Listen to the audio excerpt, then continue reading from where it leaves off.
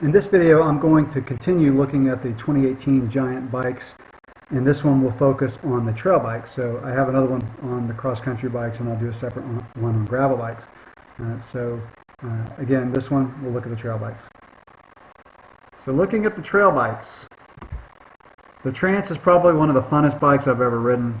I have a lot of reviews on Trances. I'm not going to really go into the advantages of a Trance, but if you want a more rugged bike, one for rugged, steep terrain that's just really versatile, the Trance is the way to go. So for 2018, you've got 4 models of the Trance Advanced, so that's a carbon front triangle, aluminum rear, and you've got 2 models in the Trance, so the full-on aluminum. Let's look at that one first. So this is the aluminum Trance.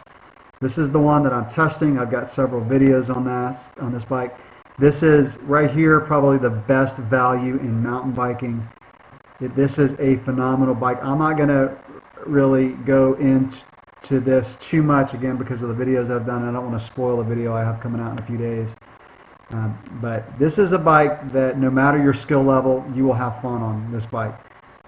And if you want to upgrade this bike in the future, throwing on a set of carbon wheels is going to change the ride characteristics. Again, I'm not going to spoil some of the videos I have coming out on this, but you will make the bike a little bit more precise. Now, I will say that the aluminum wheels are good on this bike. Aluminum wheels are softer, and they actually make the bumps a little bit less harsh, even though the turning is not as precise and the bike is not quite as lively with the aluminum wheels. They still have some advantages in the fact that when you hit some really bumpy, rocks, roots, drops, they do feel a little bit softer and take the edge off those hits better than carbon. But again, full SLX components. It does actually. Mine came with an XT cassette, so even though on here it does say that it's an SLX cassette, mine actually came with an XT. Can't promise that yours will if you order one of these, but it's got Fox fork, Fox suspension that works phenomenally well. The rear suspension is a tad soft in the middle setting, what I use for climbing. But again, this great spec on the bike. It does come completely tubeless, no tubes even included. Giant includes some sealant, so you just add the sealant, air up the tires, you're good to go. It's tubeless. Great bike. If you want to go with the same kind of bike but not spend as much money, the Trance 3 is also pretty good value. It does come with a lower end Shimano Deore components, and it does come with a RockShox, I'm sorry, this is a Suntour fork, excuse me. The other Trance for $500 more is, in my opinion, a pretty big jump in components. And so if there's any way you can spend an extra $500, I would go for this one in a heartbeat. The dropper seat post is really smooth on this bike, by the way. Giant has shortened the stem from last year's Trance. It's 10 millimeters shorter. It's now 50. The bars are wider. They're 780, not 750 or 760 like they were last year. So this is a killer trail bike for the money. Now, if you want to go carbon, so carbon frame, carbon wheels, this is my pick. This $5,000 Trance one. I say a lot about Giant's value, but it's worth repeating because these are really well-spec'd bikes for the money. So this bike, it does maintain the 150 millimeter travel Fox fork with 34 millimeter stanchion tubes. It's got carbon wheels. It's got a new piggyback shock. So last year's Trance only came with the regular shock. This year you get the shock with the piggyback reservoir, which makes it it makes it perform better when you hit really fast, high-speed descents, and it's more tunable. I'm not really going to go much more into that. Carbon wheels on this, completely tubeless. SRAM Eagle, so it's got the 12-speed SRAM cassette. So phenomenal bike for the money. I've got several videos on the 2017 carbon. This one's probably not going to ride too much differently I don't know if this one also comes with a shorter stem. I would imagine it would. It doesn't say on the website, but regardless, this is a great deal. This is a great bike. It does. This year they come with Maxxis tires. Last year came with the Schwalbe Knobby Nicks. The High Roller 2s, I've actually gotten a little bit more used to those.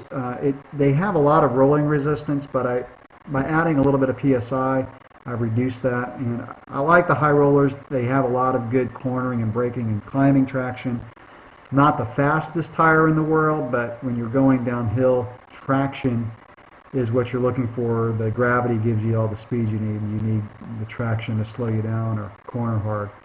And then, of course, if you want to go into the $8,000 range, I wouldn't, but this is just going to be a bike that's a little bit lighter. It does come with a RockShox fork instead of a Fox fork, so again, it's just personal preference. I like Fox, and so you get a RockShox shock and fork on this one, but you get the XO Eagle, which is a lot lighter, I think, than the GX. I know it's lighter. How much lighter, I'm not sure yet.